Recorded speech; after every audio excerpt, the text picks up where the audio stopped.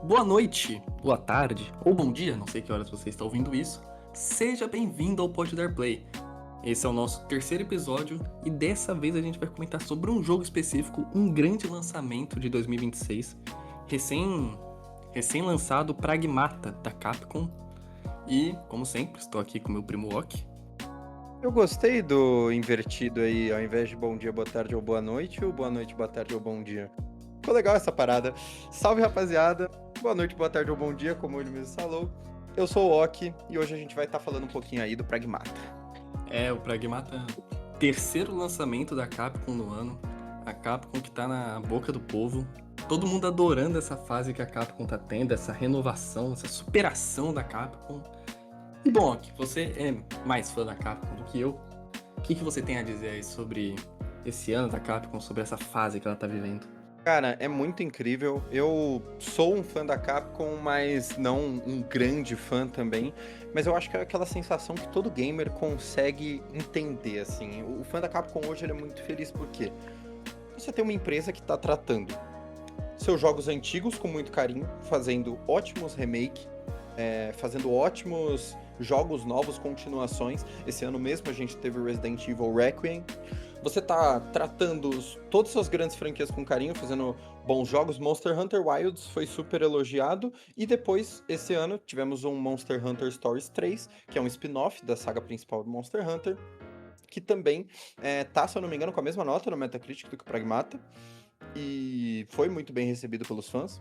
E você tem essas continuações, você tem uma nova IP também, você tem uma franquia nova agora sendo criada, Pragmata, que pode vir a ter uma continuação no futuro, pode virar alguma coisa maior dentro da Capcom, justamente pela recepção. Foi um jogo que nos primeiros dias bateu 2 milhões de cópias vendidas, se eu não me engano. É uma sensação que eu acho que todo fã gamer de algum estúdio, fã gamer de alguma empresa que produz diversas franquias, gostaria de sentir. É uma emoção muito, muito legal. Pô, eu mesmo, eu gosto muito da franquia Assassin's Creed. Gosto da Ubisoft no geral, não hoje, porque seria um crime falar que eu gosto hoje da Ubisoft, mas eu gosto de muitos jogos que a Ubisoft fez no passado, por exemplo, e eu gostaria de estar nessa fase que o fã da Capcom tá, de você ver o remake do Black... É claro, não sei se o remake do Black Flag vai ser bom ou não, mas se ver um remake de Black Flag sendo tão incrível quanto os remakes dos Resident Evil, ver os novos jogos de Assassin's Creed sendo super incríveis também, ver outros jogos recebendo remakes, ver novas franquias sendo criadas, ver spin-off das franquias que eu já gosto. Então, é uma sensação que eu acho que todo gamer consegue entender. De fã da Capcom mesmo, eu gostei.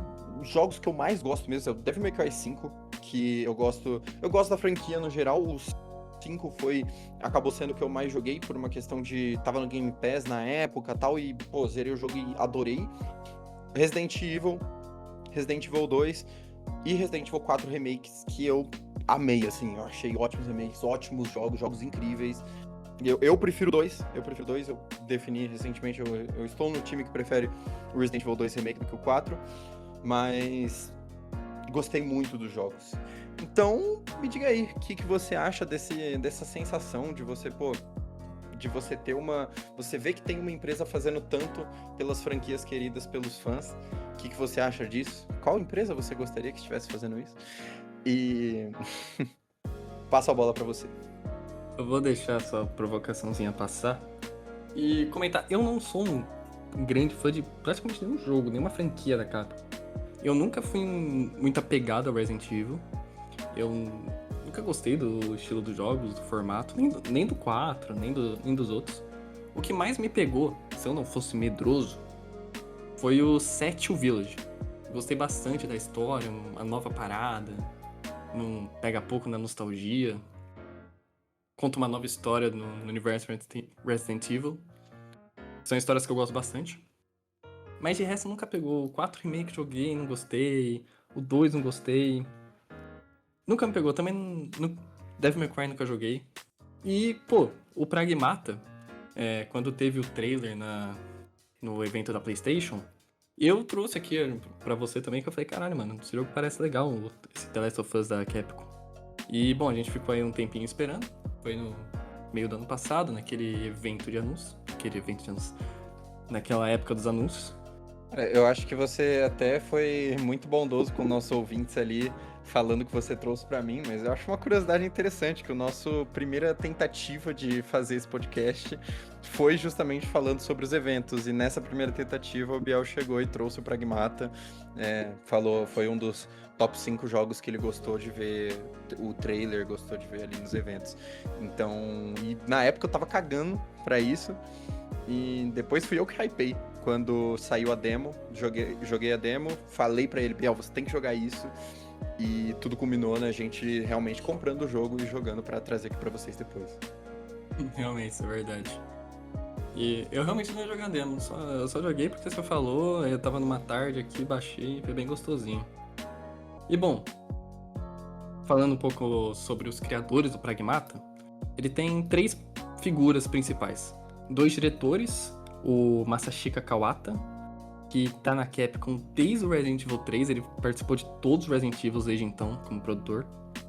E o outro diretor é o Sho Yong-gi, é coreano, não tenho certeza, mas esse deve ser o primeiro trabalho dele como diretor. Ele tem trabalho em outros jogos como diretor de arte, diretor de áudio, umas coisinhas assim, mas esse é o primeiro jogo realmente dele como produtor. E o terceiro nome é o de roteirista, o Shoji Kawamori. Ele é um nome muito forte nesse gênero futurista, nesse gênero mecha. Diversos animes, diversos jogos, outras obras audiovisual. Ele esteve muito envolvido e ele ajudou na criação desse mundo do Pragmata, que o Ok vai explicar um pouco melhor pra vocês da sinopse dele. Bom, falando agora da sinopse, a gente vai falar do ponto inicial ali em que o jogo começa. Em um futuro próximo, a humanidade perde contato com uma estação de pesquisa na Lua ligada a um material revolucionário chamado Lunum. Ryu, membro de uma equipe enviada para investigar, acaba separado após um desastre no local. Ele é resgatado por Diana, uma androide misteriosa criada com essa tecnologia, e juntos eles enfrentam uma inteligência artificial hostil que controla essa estação. Enquanto eles tentam sobreviver, eles descobrem segredos sobre os experimentos realizados ali e com o objetivo da dupla de escapar da Lua e retornar ao planeta Terra. Um dos pontos que vale dizer é que Diana não tinha esse nome foi dado pelo próprio Ryu Williams, que ao ouvir o nome verdadeiro da Pragmata, que era DI033667, dígito 7, na verdade, ele olhou e falou, isso aqui tá complicado demais, vou te chamar de Diana, e desde então eles referem um ao outro como Ryu e Diana. E Biel, eu gostaria de saber o que você achou dessa história inicialmente, o que você achou das temáticas abordadas. Eu particularmente gostei bastante, foi uma parte que me fisgou bastante no início, toda essa tecnologia que hoje pra gente é extremamente atual, essa questão da IA, e de outras que a gente também pode falar aqui, que eu acredito que não seja spoiler, como impressão 3D, sendo abordadas nesse jogo, nessa perspectiva futurista. A parte da historinha de, putz, deu errado e tudo mais, das IA, eu tava meio que passando no começo. O que, realmente, desde o primeiro momento, é muito carismático e te prende logo no início essa relação do Ryu com a Diana. Desde quando ela ajuda ele, eles começam a ter os primeiros combates, as primeiras interações. É muito fofo, é um personagem muito fofo. É impossível não se apegar. E o Ryu não é o clássico do gênero pai triste. Aqui é uma derivação. O Ryu é um pai normal. Ele, tem o diálogo no começo de que ele não se imagina sem pai, ele não gosta de crianças. Mas isso já cai por terra quando ele encontra a Diana, eles já tem uma conexão muito próxima. O Ryu não é um pau no cu. Ele, ele vai lá, ele vai ser legal, ele vai ouvir a criança, ele vai falar com ela de boa. Mas ele também é cativado logo muito, muito rápido na história. Não, isso é muito maneiro de fato, cara. Eu acho que é até um pouco rushado. Eu, pelo menos, eu fiquei com essa impressão, porque eu tenho muito costume de, nesses jogos, ir atrás do diálogo. E você tem opção, em outros momentos, que a gente vai abordar um pouquinho na parte da gameplay, você tem uma safe zone ali, em que você consegue conversar mais com a Diana, e eu ficava procurando diálogo com ela, eu ficava, querendo falar. Então isso me deu a impressão que logo no começo do jogo o Ryu já era brotherzaço dela, assim. fica até... Por isso que eu falo que fica até um pouquinho rushada essa relação. Mas eu acho que é isso que é legal. O Ryu não ser um pai triste, não é aquele Kratos em que o filho dele vai pedir desculpa e o Kratos vai olhar e falar: não peça desculpas, melhore. Não é aquele negócio totalmente secão, não é aquele Joel que tá tipo, não, eu não quero falar disso, eu não quero falar disso. É realmente uma relação muito humana. Você consegue se ver bastante no Ryu, você consegue parar e... Porque mesmo um adulto normal que não gosta de crianças, se uma criança interagir com ele, o adulto vai tratar ela bem, o adulto vai responder ela bonitinho, vai virar e falar, tipo, ela quer saber uma coisa, ele explica e tal. E nisso vai criando essa relação super natural do Ryu com a Diana e, cara, é um, excelente simulador de pai. A relação dos dois é o grande ponto alto do jogo em termos de história, e isso é fácil de falar. Essa parte que eles chamam de abrigo no jogo, é realmente uma parte muito boa de, tipo, ficar conversando. Cada fase que você passa, a Diana tem algum comentário pra fazer e você tem uma conversa nova pra fazer com ela. Eu tenho uma reclamação que durante a gameplay, tipo, a Diana repete muitas falas. Tipo, quando você faz alguma coisa, quando você tá procurando alguma coisa na área, ela fica repetindo. Com o passar do tempo no jogo se irrita.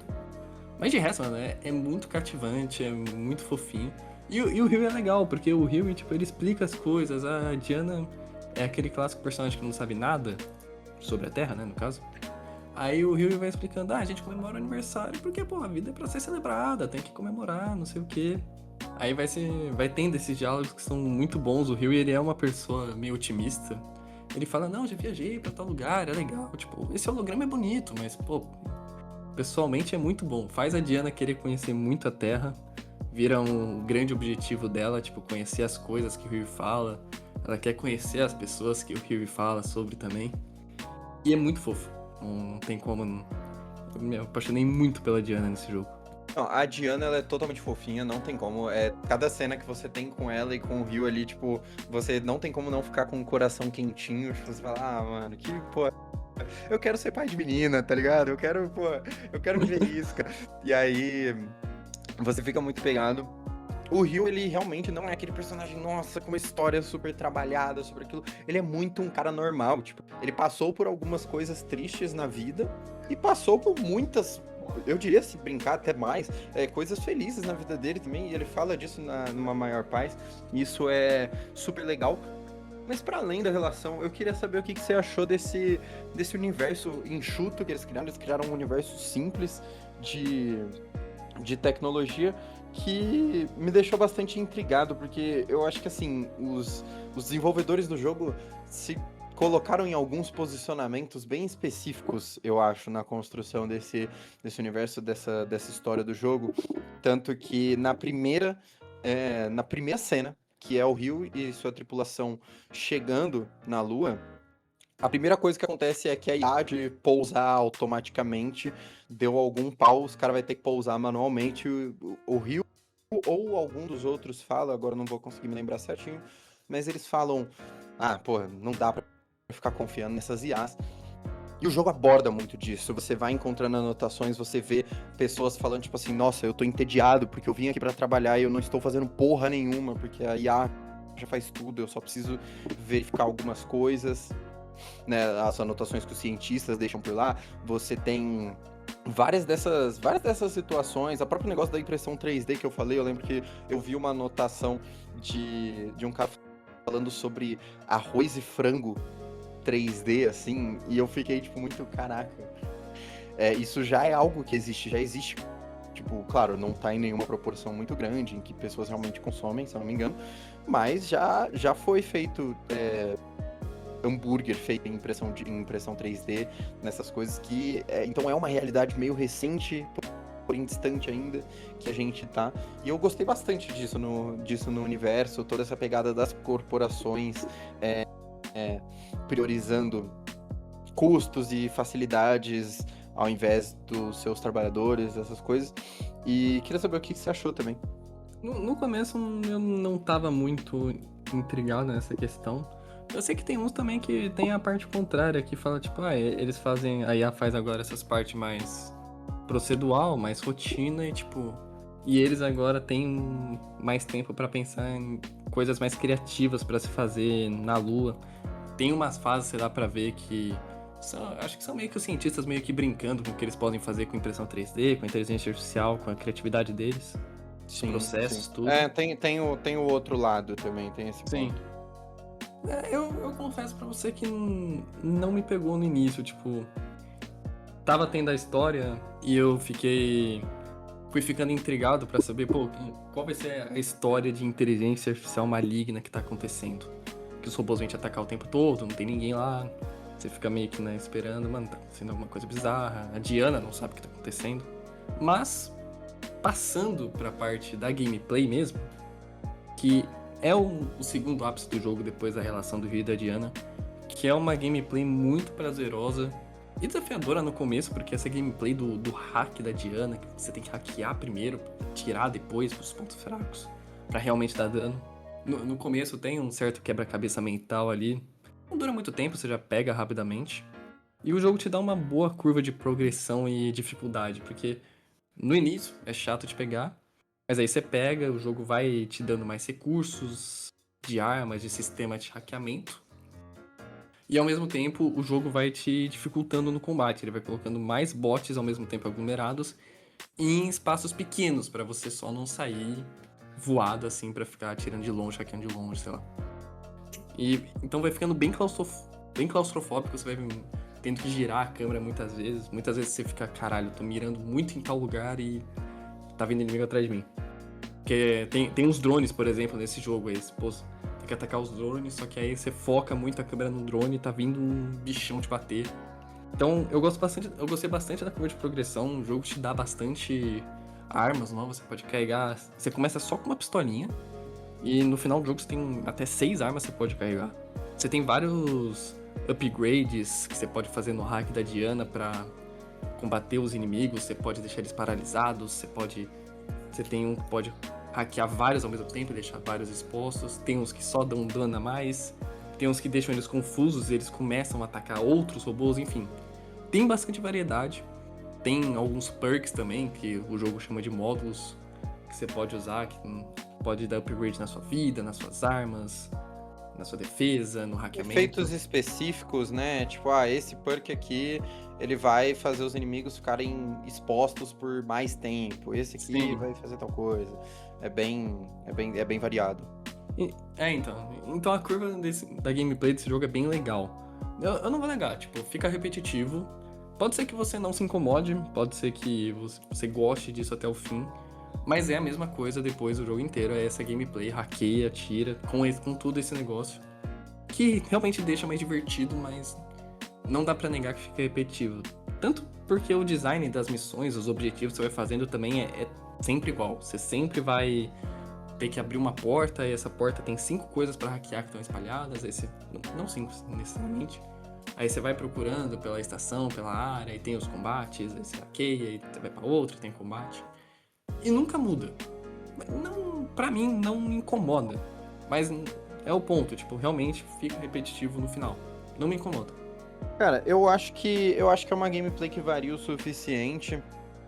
Só pra explicar um pouquinho melhor ali de como funciona, é um jogo de tiro em terceira pessoa, do qual esses momentos de hacking, a Diana, em um suporte que fica ali atrás da roupa de astronauta ali do Rio, ela vai hackear os inimigos para expor os pontos fracos da armadura de cada dos robôs. Porque se você só atirar naquela blindagem, você praticamente não dá dano. O hack ele funciona basicamente como se fosse um tabuleiro de xadrez, com vários quadradinhos ali, no qual você vai ter um quadradinho verde, que é onde você tem que chegar, e o quadradinho onde você começa a caminhar dentro desse tabuleiro. Utilizando os botões X, bolinha, quadrado e triângulo, no PlayStation, pelo menos, você vai caminhar por esses quadrados, então o bolinha vai te levar para a direita, o X vai te levar para baixo, o triângulo para cima. Você tem que fazer um caminho até esse quadrado verde.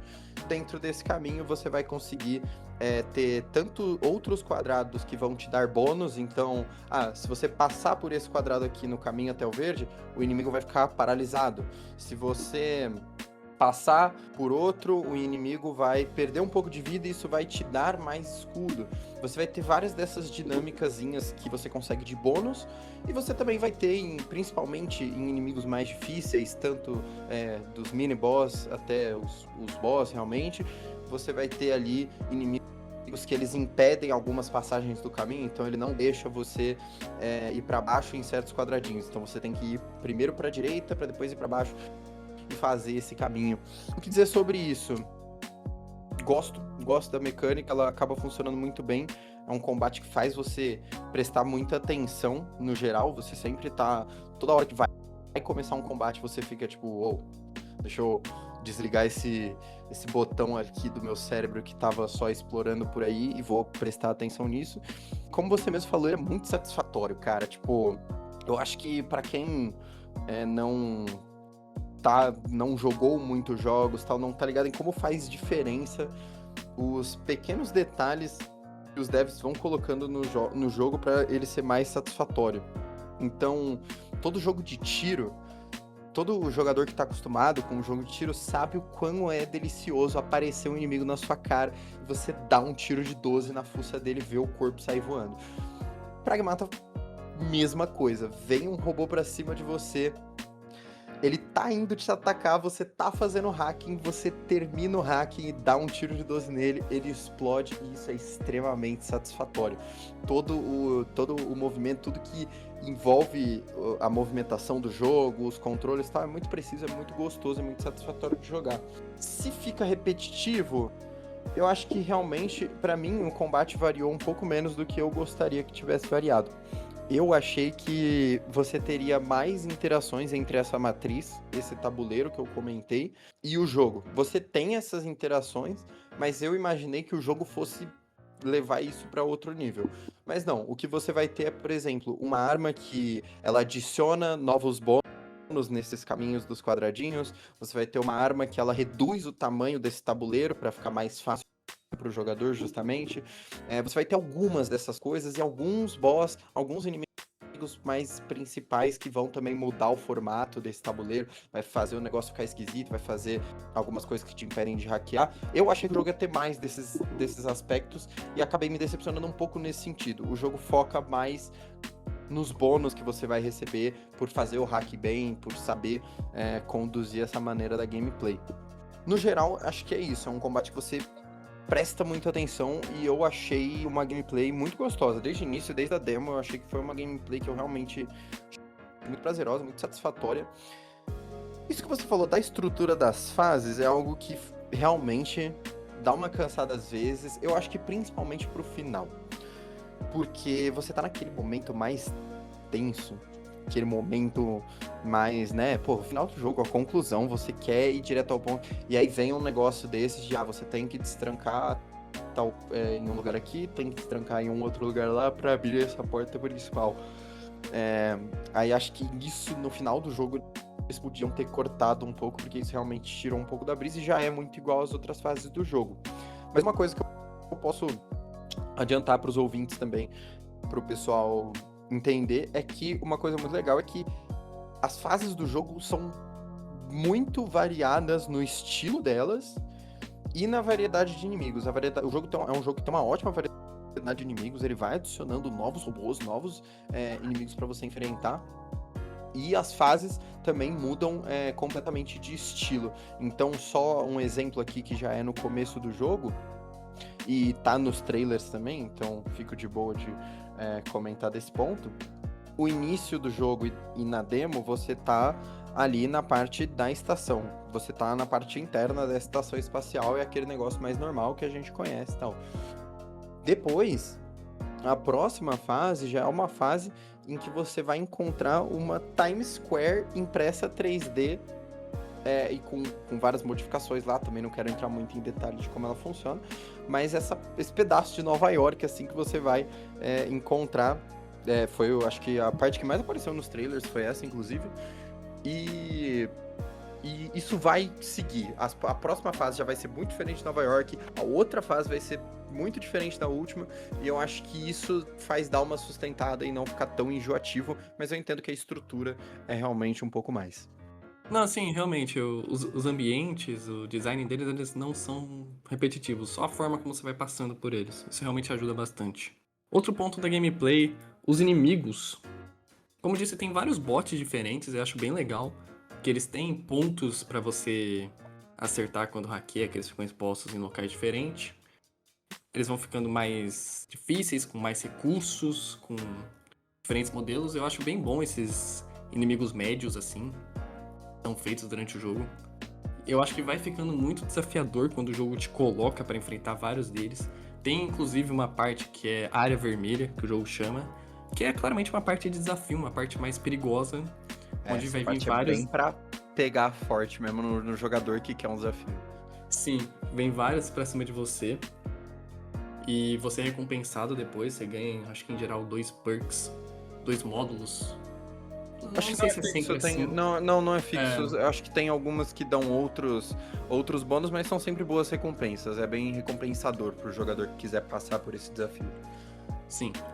E tem outras partes também que vai ter esse desafio, vai ter esse momento de desafio, vai ser um momento mais tenso, vai vir vários pra cima de você. Mas, uma crítica muito forte que eu tenho a esse jogo em relação aos boss mesmo, os boss fights finais. Finais não, as boss fights que tem durante o jogo. Que eu não gostei de quase nenhuma delas. Eu gostei de uma, eu falei pro Ok, que tem, acho que é o penúltimo boss que tem, que eu gostei muito. E de resto, pra mim, foi uma parte que pecou no jogo. Eu não achei as lutas contra esses boss intrigantes. E alguns têm realmente um design maneirinho. Um tem uma cauda de escorpião, um tem uma aparência, o rosto daqueles bonecos de bebê. Mas as lutas contra eles eu achei muito esquecíveis. Os poderes, o que eles fazem, foi realmente tudo meio padrão assim. A dificuldade deles, em geral, não era muito difícil. Era tipo, primeiro você encontra e tipo, putz, o que esse boss faz? Aí ele faz isso, às vezes você morre e tudo mais. Na segunda, putz, já matava de primeira. Isso não É, fez muito sentido, porque na não fez nenhum segunda. sentido, porque Na segunda. Mas enfim. se você tá na segunda, já não tem como ser de primeiro. Exato. Então essa foi uma parte que eu não gostei. Eu achei eles meio esquecíveis, achei meio tosco, meio chato enfrentar eles. Só o penúltimo boss, que eu não vou dar spoiler no momento, que eu realmente achei ele muito legal, porque eu fiquei tenso, eu fiquei, tipo, olhando pra tudo quanto é lado. Eu demorei, não em tentativas, mas eu demorei porque eu sempre tava olhando pra outros lugares preocupados, aí quando o boss dava a brecha dele, eu não tava prestando atenção nele em si. Pra mim, aquela foi a melhor de todas. Não, o design deles não me incomodou, mas o que me incomodou foi que, pra mim, as lutas contra eles foram meio chatinhas. Não, cara, eu entendo o seu ponto. Eu comentei antes, né? Eu discordo, assim. Eu acho que eu gostei, pelo menos, das boss battle. Eu entendi que. Eu entendo porque, assim, realmente não é o maior brilho do jogo. Eu acho que tem muitos outros momentos em que o jogo brilha, mas, assim, eu gostei. Os primeiros bosses, eles são realmente mais. Um pouco mais mal feitos em questão de dificuldade, em questão de você. Os desafios que eles te dão pra você resolver, pra você enfrentar mesmo. Mas eu acho que deu uma compensada que eu achei eles visualmente muito fodas, não só o boss em si, mas eu achei os ataques deles muito maneiros. Eu achei muitas coisas deles bem legais. O jogo realmente sobe de nível nos últimos, né? Que você falou aí do penúltimo. E eu sei que você também não achou isso, mas eu gostei muito do último boss também. Eu achei que eles acabam trazendo bastante desafio, trazendo bastante. O jogador pensar mesmo. Eu acho que uma das coisas que esse jogo traz bastante é o pensar, porque como um jogo de ação, ele não tem. Ele vai ter a parte da skill de você se esquivar, ele vai ter a parte de você mirar e atirar, tudo. Mas o jogo também tem muito do pensar, do você ter um raciocínio rápido, do você entender o que cada inimigo faz e qual é a melhor forma de destruir aquele inimigo. E foi uma parte que eu achei legal. Eu também não acho que é tipo, nossa, é o ponto alto do jogo, são as boss battles, mas eu discordo de você nesse ponto. Eu gostei, eu acho que principalmente por esse aspecto visual, é muito foda, porque a maioria dos inimigos que você vê, eles são, tipo, do tamanho do rio, e aí você tem um ou outro que são realmente maiores, e aí você vai pra boss battles, eles são bem épicos, assim. Você vê um robô gigantesco, e você já fala, agora fudeu e você vai ter que se virar, mas realmente não são muito difíceis. Eu passei, acho que por todos os bosses de primeira, exceto o último. O último eu passei de terceira, foi mais difícil sim, mas não é nada, nem um monstro de sete cabeças também. Na minha opinião, eu falei isso, comentei isso com você quando tava começando o jogo. Eu achava muito mais legal quando juntava vários inimigos pra cima de você. Eu achei que faltou um momento meio horda, sabe? De vir várias hordas pra cima de você e você, tipo, puta que pariu, fudeu, velho. Porque pra mim eram momentos muito mais legais você virar contra vários inimigos de jeito diferente. Tem inimigo drone, aí tem o inimigo mais fortinho que dá dano em área, tudo mais. Era difícil, não muito difícil, mas eu me sentia mais recompensador depois de derrotar todos aqueles do que, putz, um boss grandão vem, eu desvio do golpe dele, fico desviando, hackeio, atiro no ponto fraco e segue desviando dele, tentando pegar o máximo de distância possível. Cara, não, eu entendo, eu concordo. Eu acho que esses momentos eram realmente muito fodas. Eu acho que esses são os momentos que você mais ficava, tipo, meu Deus, estou impressionado comigo mesmo de ter passado disso aqui. Porque, principalmente os inícios desses combates que apareciam muitos bots, eram muito difíceis. Porque quando aparece um bot só, você tá de boa. Você tá assim, não importa qual é o quão pique ele é, tipo, você fica assim, eu preciso desviar, pegar ele aqui, descer bala. Agora, quando aparecem vários, você fica, eu preciso escolher um pra começar a hackear primeiro, porque eu preciso focar em um, já que não dá pra hackear todos ao mesmo tempo, exceto usando umas habilidades especiais e tal. Tipo, eu vou ter que focar primeiro o hack em um. Aí eu vou hackear ele, descer a bala nele, enquanto eu vou desviando desse voador, desse que ataca no solo e desse que ataca rápido, que nem aquela bola, serra elétrica que saía por aí. Nossa, aquela bola era fácil pra caramba de enfrentar quando aparecia sozinha, mas ela era muito chata quando tinha outros robôs. Sim.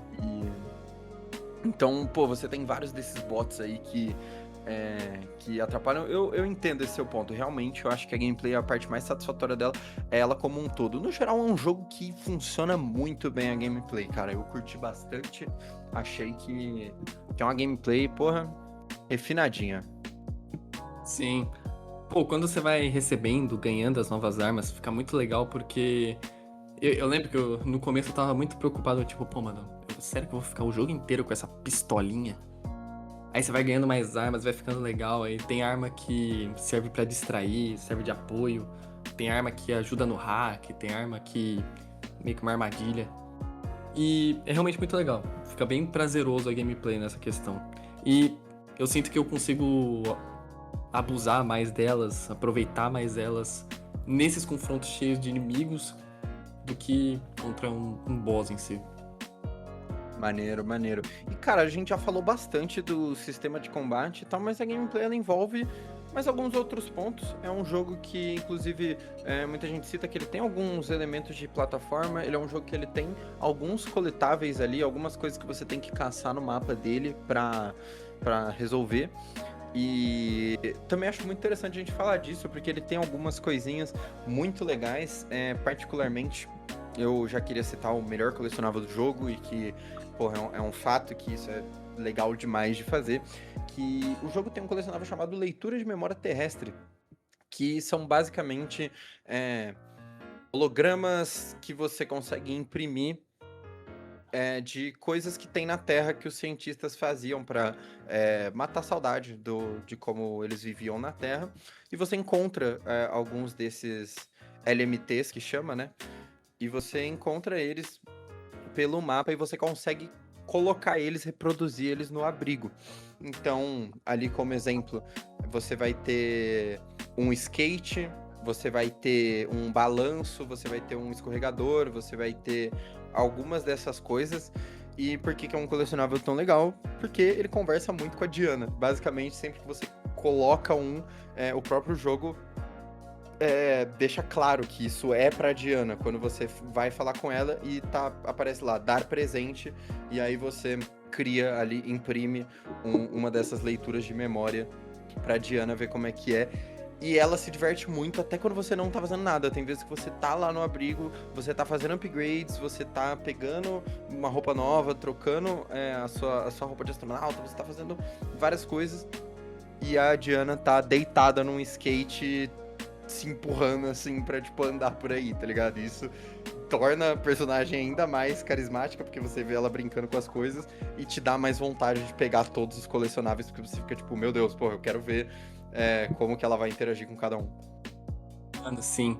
E ela também ela faz uns desenhos pra você, meio que pra devolver o presente, pra agradecer você. É sempre muito fofinho, sempre tem alguma parada da fase, assim. É muito...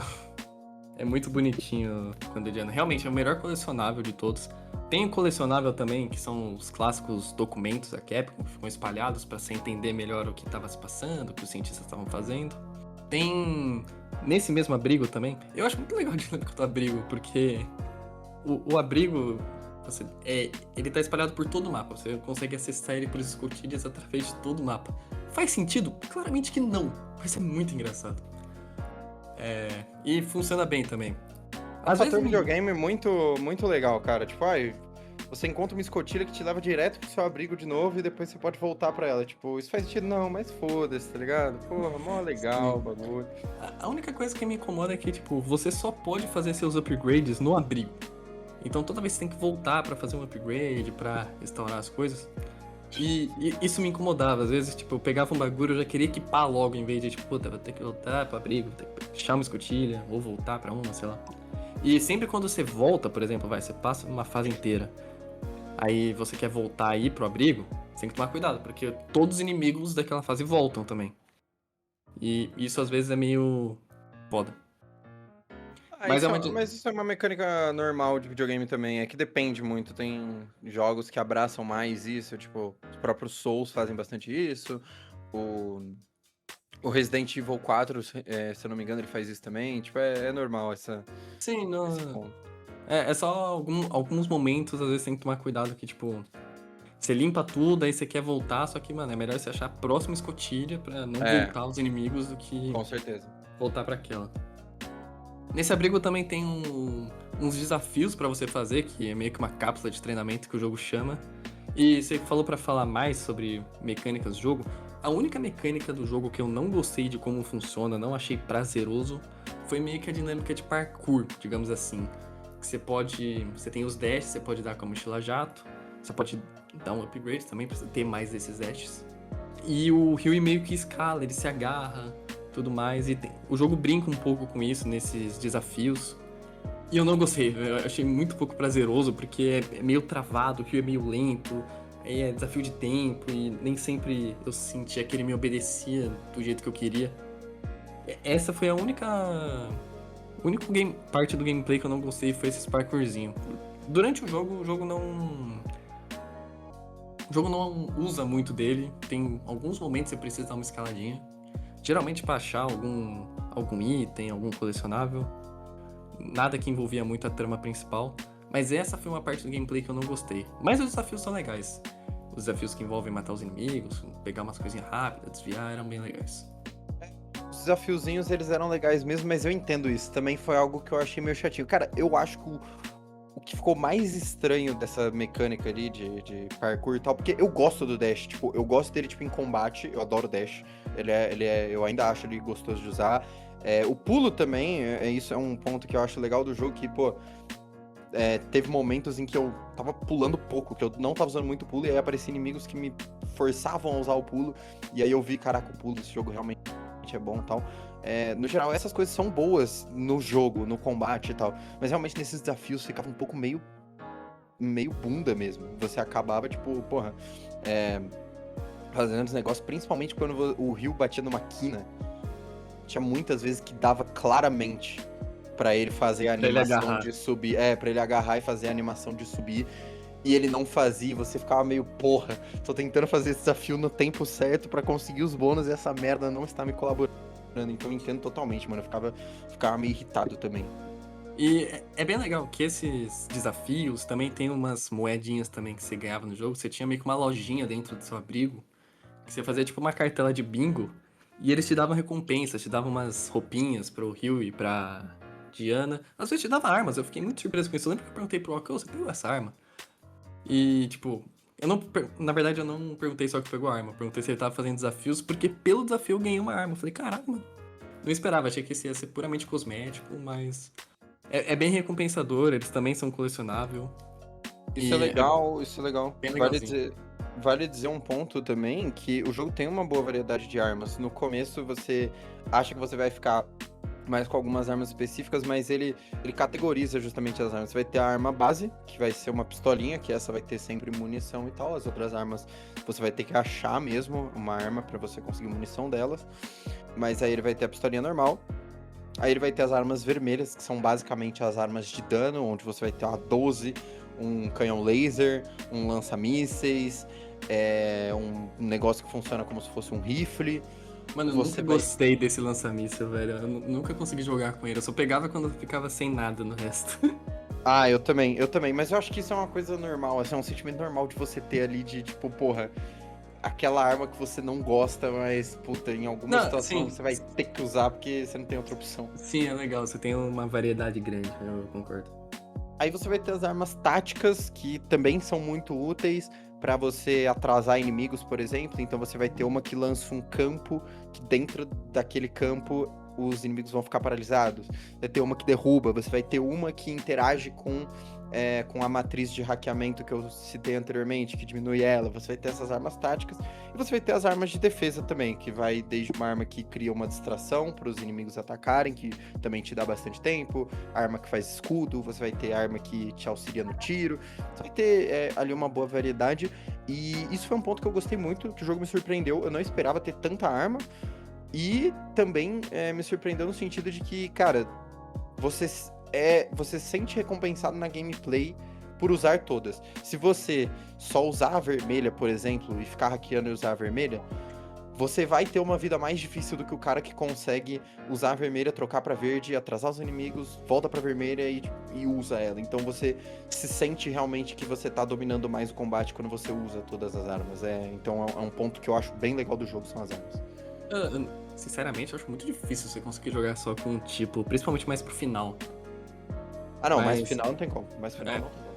mas é bem recompensador. Esse foi um ponto que eu fiquei com medo do jeito que era o jogo. Eu odeio o jogo que, tipo, eu tenho que ficar jogando com duas armas, eu tenho que ficar sempre dropando. Enfim, eu achei que o jogo ia ter poucas armas, achei que o jogo não ia ter muita variedade. Fiquei, nossa, putz, vai ser chato. Só que não, é realmente bom. No final do jogo você consegue carregar 6, você consegue dar o upgrade. O jogo também, quando chega os momentos mais difíceis, ele espalha umas armas pelo mapa e, tipo, quando você fica sem munição. Porque a maioria das armas você não tem munição, você gasta tudo e acabou. Só a primária que recarrega com o tempo. Queria comentar também que isso que você falou é péssimo pra jogadores com ansiedade, porque você vê que o jogo tá te dando um monte de arma de mão beijada assim no meio do caminho e você começa a falar, puta que pariu, vai dar merda. Nossa, Vai dar merda. o que Parece isso me um irrita. bichão. Não, eu tava por outro caminho, mas sim, isso é verdade. Que você começa a ganhar um monte de coisa, você fala, puta que pariu, vai vir inimigo. Mas, por exemplo, no BioShock Infinite, você só pode carregar 2 armas. E o jogo tem muitas armas. E tem armas mais legais, tem armas mais fortes, tem armas mais fáceis. E, pô, era muito chato eu ficar, porra, o que eu quero jogar agora, velho? O que eu vou ter que jogar? Quais essas duas eu vou escolher? E nesse jogo não tem muito isso. Você consegue carregar mais armas, você consegue dar uma variedade maior que você consegue imprimir elas na sua base, então quando você vai sair do abrigo, você fala, agora eu quero jogar com essa e essa. Você pode. Que é bem mais legal do que o Toda modelo vez que você volta BioShock. pro abrigo, você consegue mudar, isso é bem legal mesmo. E, bom, quer falar um pouco mais sobre uma parte de spoilers agora, Ok? Então, isso é algo que a gente até deveria ter comentado antes.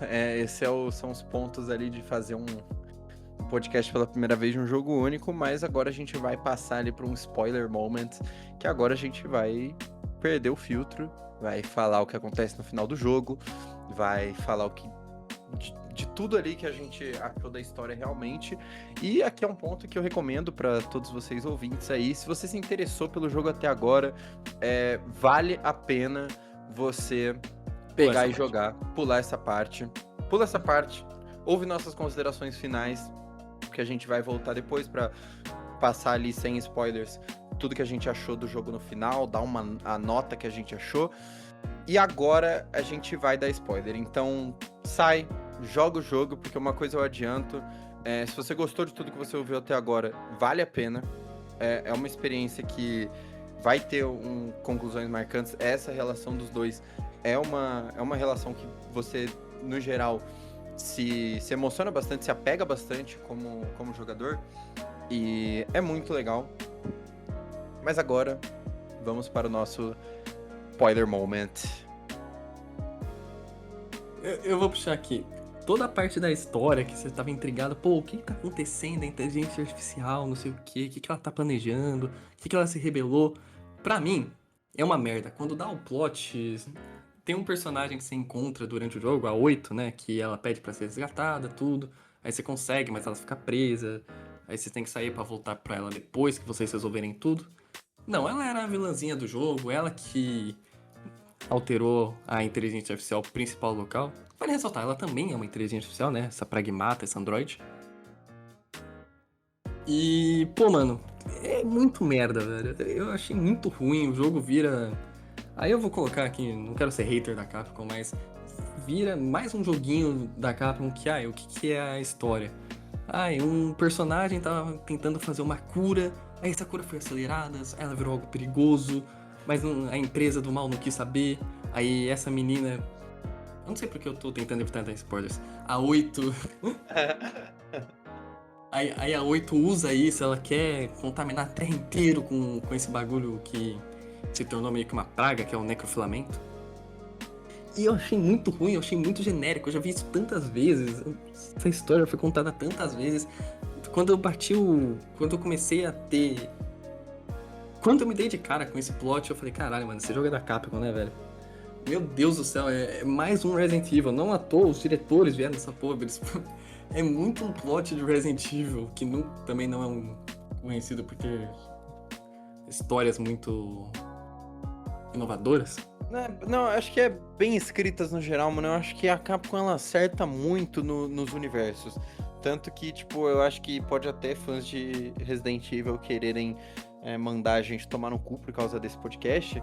Mas, tipo, cara, Resident Evil tem um universo interessante, toda aquela parada, aí Umbrella, não sei o que, os caras quatro. Só que, mano, no final, velho, a história, porra, pra começar que em muitos pontos é sessão da tarde pra caramba. Não é o caso de Pragmata, mas é o caso de alguns Resident Evil.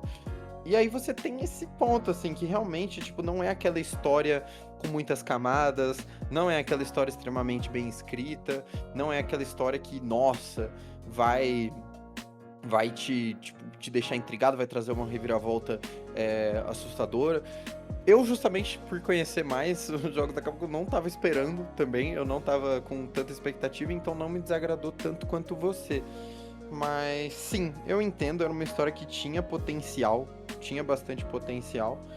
Ela acaba numa resolução muito simples, é tipo um problema tão complexo e ela chega numa conclusão muito simples. E realmente é muito parecido lá a fórmula, tipo, esse necrofilamento, pra quem não jogou, mas está querendo ver o spoiler moment, esse necrofilamento, ele é basicamente um Venom. Ele é uma gosmona de carne não, mas tipo, que parece ali, tipo, é uma gosmona que em certo momento possui os robôs e você encontra, e a Diana desenvolve ali uma forma de enfrentar e tal. E, nossa, cara, aquilo foi tão Resident Evil 4 quando chega a noite e os zumbis, eles se transformam em uma outra coisa e, tipo, eles ficam meio diferentes e tal. Porra, realmente, mano, realmente aí o inimigo final, tal qual Resident Evil 4, é uma maçaroca de carne imensa. E aí, tipo... Outro ponto Capcom. No final de tudo, você já derrota a 8, essa... Talvez tem que tomar cuidado, porque essa talvez seja... Não, foda-se. Você derrota a 8, aí meio que... A 8, ou o necrofilamento, não sei o que, vira tudo um monstrão de carne. E você meio que tem que dar cabo nele. Essa parte da gameplay final, ela é meio... É muito básica, porque você não tem que fazer nada muito além de atirar. Você não tem que fazer porra nenhuma, tem que fazer um hackeamento bem simples até, considerando tudo que você já fez no jogo. E aí tem que dar um tiro, assim. Eu achei até, naquele final, que ia virar uma gameplay meio de mecha, de jogo de mecha, assim, que você ia, tipo, voar meio livremente, assim, pela lua por um certo espaço, que você ia, tipo, porra, conseguir descer a bala, usar outros botões pra descer uns mísseis, fazer umas coisas, mas no final é realmente só, tipo, mano, super canhãozão, aperta R2 aí, depois de hackear e é nóis. Então, mas, tipo, continua sendo ali empolgante, porque a história é empolgante, eles fazem um ótimo trabalho visual, fazem um ótimo trabalho na trilha sonora, então você continua ali empolgado com o que tá acontecendo, mas de fato, tipo, não é uma história que te surpreende, não é uma história que, nossa, meu Deus do céu, eu tô vendo aqui, tipo, porra. Esse é o ponto. Eu não tô acostumado com esses jogos da Capcom. Eu tava intrigado, eu tava, mano, o que eles vão falar que a CIA tá fazendo? O que gerou a CIA se rebelar? O que gerou? E no fim, tipo, a Android, beleza, ela é uma IA. Continua sendo uma história sobre IA, só que é tipo uma pessoa que. O que se deu? O Dr. Higgins. Ele tava tentando fazer uma cura pra filha dele que tava muito doente. E ele tava desesperado, ele criava esses pragmatas pra meio que simular a filha dele. Por isso que elas têm essa idade. De 7, 8 anos. Aí ele foi fazendo, e ele fazia os testes. Só que ele não é um doutor louco que tipo, ai, dane-se, envia isso de qualquer jeito. Não. Ele conseguiu um jeito que ficou bom, acho que mandou pra Delphi pra eles, mas eles tinham que tomar cuidado, que ainda não tava pronto, ainda tinha que desenvolver mais. Aí foi o clássico empresa, filha da puta, falou, não, vamos lucrar com isso, vai ser muito bom, não sei o quê. Aí eles usam isso na própria filha do Dr. Higgins, e porra, o Dr. Higgins fica puto, aí ele começa a ficar doente, também por conta do necrofilamento. E meio que a 8 que tava com ele nesse processo, ela meio que entende que ele ficou puto com a Terra, com a Delphi, que eles atrapalharam tudo, que não sei o quê. E ela decide, bom, eu vou vingar o Dr. Higgins, vou fazer ele, o sentimento dele, o que ele pensou, e mandar o necrofilamento pra Terra. Eu não entendi essa parte, tipo, a 8 viu ele puto e pensou, é isso, eu vou ter que contaminar a Terra. Não, eu entendi que foi muito, tipo, que nem eu te falei, pra mim foi muito, tipo, como se fosse um prompt que ela não entendeu direito, que, tipo, nas últimas palavras do Dr. Higgins são, tipo, a Terra, e aí ele tá claramente todo zoado e não em seu estado lúcido mental mais pleno, e aí ele, tipo, e a Delphi tiraram tudo de mim, e aí ela entende que a Terra tirou tudo dele, e ela criou um carinho do Dr. Higgins, então ela decide mandar o necrofilamento pra Terra, que é essa gosma que consome tudo que é ser vivo. Então, se fosse pra Terra, é tipo o fim do mundo certo. Não fim do mundo certo também, né? Porque a gente sabe que, tipo, se qualquer coisa extremamente apocalíptica cair no planeta, os Estados Unidos mandam uma bomba atômica na mesma hora pra aquele lugar. Mas, tudo bem, cairia nos Estados Unidos, mas aí a gente sabe que outros países poderiam fazer essa função. Eu acho que a Rússia e a China não hesitariam muito também, não. Mas... É que esse ponto do prompt, eu realmente concordo, mas eu acho muito tosco, porque você vê vários documentos do Dr. Higgins meio arrependido, falando, porra, eu não devia ter ficado aqui na Lua, cara. Eu devia ter ficado na Terra com ela, passados os últimos momentos, ficado mais com ela. Se o plano, na verdade, fosse explodir a Lua, sei lá, contaminar a Lua, eu acho que eu entenderia melhor do que a Terra, porque, tipo, pra mim a Terra só tem essa última parte. No último momento, o Dr. Higgins fala a Terra, a Delphi, e só. É o único momento que, putz, você poderia entender isso. Mas eu acho muito ruim, velho. Eu acho muito ruim. Porém, eu fiquei decepcionado, eu tive essa queda na história pra mim. Mas o final é emocionante. Porque como o Oki disse, na verdade você tem 2 pontos. Você tem um momento que a Diana se machuca e você sai com ela nos braços, indo até a porra da máquina. Aí você coloca ela na máquina, aí vai o mesmo design da missão, a máquina não tem energia. Você tem que ir até um outro lugar acionar energia. Aí você vai, aciona, aí você começa a curar a Diana. E a Diana, ela tá muito triste naquele momento, né? Que o filamento faz ela ficar muito triste. Ela fala, isso é inútil, não sei o que. E você fica naquele momento, pai de menina, não, você não é, porra. Não teria sobrevivido aqui se você não fosse você, cara. Então, Porém... eu queria comentar, assim, tipo, essa parte final é totalmente carregada pela Diana, como o jogo inteiro, no sentido de história. Que, porra, não tem como, você sente muito mal dela se sentindo inútil. Mano, a gente você chegou a comentar nessa parte que a 8 é justamente a versão pós-Diana? Acho que não sei se deu pra entender pelo que eu falei, mas eu não comentei exatamente isso. Não, antes de você, guarde seu comentário, tipo, antes só pra comentar, tipo, tem todo esse negócio de que a Diana, ela é a número 7, né, o nome dela, como eu comentei antes, era DI 336, 0336, dígito 7, a 8 era dígito 8, justamente, por isso que elas se chamavam dessa forma. Então a 8 foi a última versão que realmente estava conseguindo ajudar mais o Dr. Higgins, e a 7 não foi útil, de certa forma, e por isso que ela se sentia, tipo, no final do jogo, que ela recupera todas as memórias, entende tudo que aconteceu, ela tá sentindo um pedaço de merda, e você tá tipo, não, filha, você não é um pedaço de merda, você é a coisa mais legal desse jogo. Sim. E nesse momento que a Diana é atacada, ela é meio que atacada pelo necrofilamento, o Huey também é atacado. Só que o Huey meio que passa ali despercebido, e depois que você termina de curar a Rihanna, você vê. O Huey, ele tá contaminado. E, putz, o Ock teve essa impressão, eu também tive, tipo, não, esse final vai ter uma reviravolta, a Diana vai conseguir reverter isso, vai dar tudo certo. E você vai chegando nos momentos finais, passou por todos os boss, você tá no sofrimento, você fala, puto, o Huey vai morrer. E o Huey fazendo de tudo nos últimos esforços pra mandar a Diana pra Terra, porque no final a Diana queria muito conhecer a Terra, virou meio que o objetivo dela, virou um sonho, não sei se o Android sonha, mas enfim. Putz, quero ir pra Terra, eu quero conhecer tudo mais. Aí o Huey coloca ela num transporte de carga, coloca a bateria dele lá no final e tipo, só ali a Diana percebe, a Diana meio inocente, que o Huey não ia com ela. Aí o Huey também mostra o rosto pra ela, ele já tá todo contaminado. O jogo dá a desculpa que quando o necrofilamento entra em contato com o ser humano, com o ser vivo, tipo, já era, não tem como. Porque a Diana ganha uma habilidade que ela consegue limpar dos bots. Mas os humanos não dá certo, ela meio que arrancaria. Ela arranca o pedaço que tá consumido junto, então, tipo, se tiver necrofilamento no teu rim e ela deletar o necrofilamento do teu rim, vai deletar o teu rim junto, e aí, como a própria Diana diz, os humanos não funcionam sem algumas peças.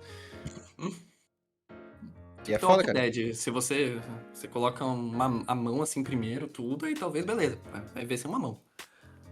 Mas o Rio, ele tá contaminado no rosto, você vê o rosto dele todo Já manchado. subiu tudo pro corpo dele, ele tá claramente com toda a parte interna ali tomada, possivelmente. E é foda, é isso mesmo, cara, eu acho que é isso, é uma história que ela tinha um potencial pra abordar as outras coisas. Eu acho que tinha a história ali, só que, cara, muito dessa explicação do Dr. Higgins, que nem você mesmo falou, tá em documentos, tá em hologramas que aparecem.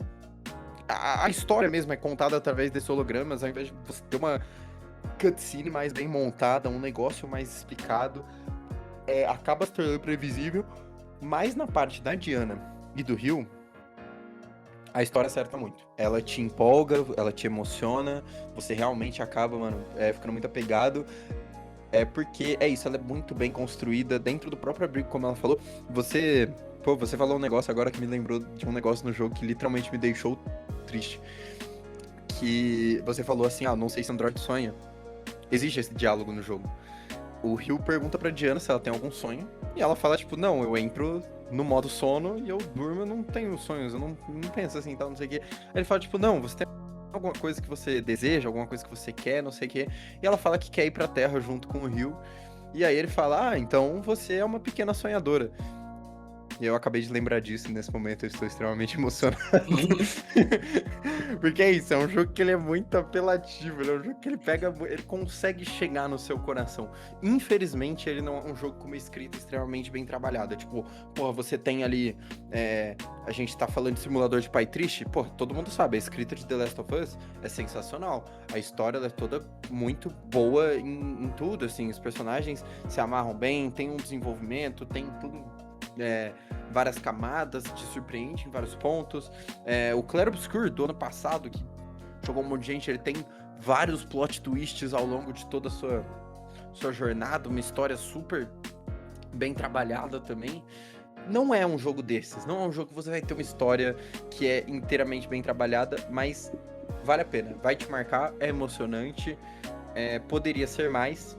Eu acho que é isso, pra mim, Pragmata é um jogaço, mas ele, por causa desse ponto da história, talvez a estrutura de gameplay que também não surpreende tanto, em alguns outros pontos ele não chega a uma alta prateleira, assim, do mundo dos videogames, um jogo que vai ser lembrado a todo momento durante muitos anos. Ele com certeza vai ser lembrado quando a gente falar da Capcom, ele com certeza vai ser lembrado quando a gente falar desse ano de 2026, mas, tipo, eu não acho que vai ser Eu não acho que um ele dos vai grandes da ganhar. história, tá ligado? Eu não acho que ele vai ganhar muitos prêmios, por exemplo. A gente sempre tá comentando TGA, eu não vejo esse jogo, tipo, chegando muito Também. forte. Talvez seja indicado, mas ganhando assim, não.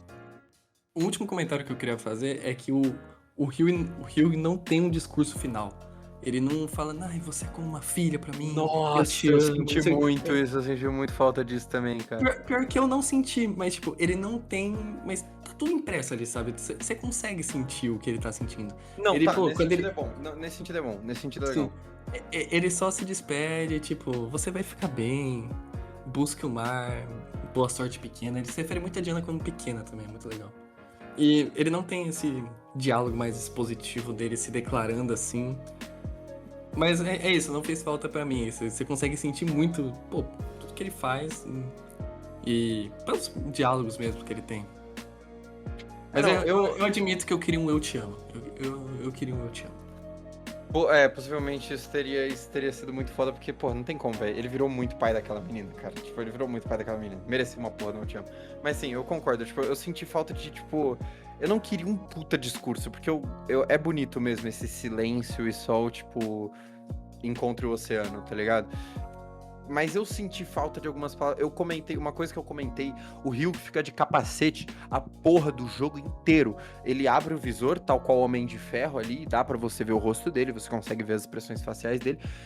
Mas ele fica o jogo inteiro, tipo, no máximo com aquele visor. E ele abre justamente poucas vezes, até no próprio final, que deixa só pra revelar depois, que ele tá com esse negócio na cara, revela pouco. Eu queria que, tipo, que em algum momento ele realmente tirasse o capacete, tipo, falasse ou abraçasse e tal. E, tipo, mano, no final eles acabam a Diana numa cápsula de carga e sendo enviada pra Terra, e o Ryu se deixando pra trás a si mesmo. E é muito triste, mas, tipo, eu queria um pouquinho mais, assim. Mas tudo bem, tipo, isso não é algo que eu falo que, tipo, nossa, foi algo que é ruim, ou qualquer coisa assim, como a gente tá falando da história. Foi só algo que eu queria ver mais, porque eu estou frustrado com esse final, eu estou triste. Eu sinto que esse jogo, ele é muito um jogo que se eu for pegar pra rejogar, na segunda vez eu vou estar torcendo pra tudo dar certo e o Ryu ir junto, mesmo sabendo que isso nunca vai acontecer. Eu e o Rock a gente só zerou ele uma vez. Quando você zera, você libera, acho que uma dificuldade mais difícil, New Game Plus. E um modo novo que chama Sinal Desconhecido, que parece que adiciona meio que uma nova fase diferente e tal, mas a gente não abordou muito. Acho que a gente tava bom, a gente queria realmente só passar pela campanha principal. Sim, o jogo não me deu também uma vontade de rejogar ele. Tá, o Ok talvez, porque ele adquiriu o hobby da platina. Mas o último comentário, o Ok falou desse visor, é muito legal que tem uma skin, uma roupa do Ryu que é igual uma roupa de Halo, do Master Chief, enfim. É extremamente copiado, eu terminei O visor é exatamente igual. O visor amarelo, mano, é muito engraçado. Bom, agora vamos finalizar, passando essa parte dos spoilers, para as nossas considerações finais. Falando por mim próprio, eu achei um jogo muito divertido, uma gameplay muito legal, cativante, que tem uma boa curva de progresso. Achei uma história fraca, a história me decepcionou. Mas ainda assim é um jogo que vale a pena ser jogado, acho que é um acerto da Capcom. Se fosse pra dar uma nota, eu acho que eu daria 7,5. No Backlog, que é o Letterboxd dos games aí, pra quem não conhece, eu dei 3 estrelas e meia. Aqui eu fico com um 7,5 pro Pragmata. Acho que é um jogo bem legal. Esperava um pouco mais na parte da história. Perfeitamente, não vou ficar muito distante disso. Eu também acho que é um jogo com uma ótima gameplay. Realmente vale muito a pena, principalmente para quem tá afim de uma coisa nova, porque essa mecânica de hacking é bem diferente do que a gente tá acostumado. Achei que é um jogo que aborda essas temáticas muito interessantes. Quando a gente viu o anúncio pela primeira vez, eu falei, putz, mais um jogo futurista, não me interessou muito, mas no final eu gostei bastante da temática do jogo. E concordo que a história realmente poderia ter entregado mais, não foi tão empolgante, mas tendo ali meu foco sempre na gameplay e na relação dos personagens, que é uma coisa que o jogo foca muito, eu gostei um pouco mais do que você. Eu daria um 8 sólido pra esse jogo. Acho que é um jogaço, um jogo que com certeza pode dar play, sem medo. Se você tiver a oportunidade de jogar. Se ficou super interessado, vale a pena comprar. Se ficou um pouco interessado, esperar uma promoção ou conseguir jogar ali de alguma outra forma. Mas realmente vale o jogo. É um jogo que é muito interessante, muito legal da gente estar vendo. Gostei bastante de jogar ele esse ano, gostei de conhecer essa nova franquia. Se sair um próximo, estarei interessado. Você acha que o Pragmata tem espaço pra sequências, pra virar uma franquia? Porque eu, sinceramente, eu não sei muito pra onde o jogo iria. Mano, Não sei se eles iriam pra Marte. você tem 2 milhões de cópias vendidas em poucos dias de lançamento, tem espaço para continuação. É assim que a indústria dos games pensa. Eu acho que tem sim, até porque eles exploraram um pouco Eu acho que eles não exploraram muito o universo, o jogo fica muito ali na lua, então o jogo ainda tem outro universo para ser explorado. E o próprio final do jogo ali, que agora como a gente já saiu do spoiler moment, eu não vou falar, mas o próprio final do jogo ali, ele dá uma, tipo, pode ser interessante aquela situação em que o jogo acaba, de alguma forma, dependendo de como eles montarem aquele universo, mas eu acho que sempre abre um espaço ali para uma continuação. A indústria de games gosta de criar novas IPs, mas também gosta de, tipo, continuá-las se elas dão certo. Então eu particularmente acho que existe essa possibilidade, e se tiver, como eu falei, mano, tome meu dinheiro, Capcom, gostei bastante, gameplay genial, personagens muito carismáticos, apesar de poucos, e uma história que deixou a desejar, mas pra mim tá ok. Eu ainda me amarrei no jogo de qualquer forma. Eu gostaria de ver um jogo assim em Marte. Eu não sei se seria seguindo os mesmos personagens, seguindo meio que uma linha contínua, mas acho que eu gostaria de ver o que a Capcom faria num planeta como Marte ou algum outro, sei lá, que eles inventassem, que eles Isso a pegassem. gente já não teria muito como realmente adivinhar, mas eu também gostaria também ver, tipo, abordar outras tecnologias, já que comentamos já que ele aborda bastante IA e impressão 3D, tipo, abordar outras tecnologias que já existem e a gente tá vendo aí, acho que seria interessante. Mas acho que é isso. Pra mim, 8 sólido. Eu fecho com meu 7,5. Bom, mas seguindo o que o Rock falou, pode dar play. E encerramos aqui mais um episódio do Pode Dar Play. Dessa vez eu não vou mais falar qual é o número do episódio, porque vai que a gente decide postar um ou outro depois. Mas finalizamos e gostaríamos de saber de vocês, ouvintes, qual que é o feedback, o que vocês acharam. Foi nosso primeiro episódio falando de um jogo específico, fazendo uma resenha. Acho que a gente sempre vai ter espaço para melhorar. Então, deixe seu comentário, deixe seu like onde você estiver vendo. E falou, pessoal. Esse foi mais um Pode Dar Play.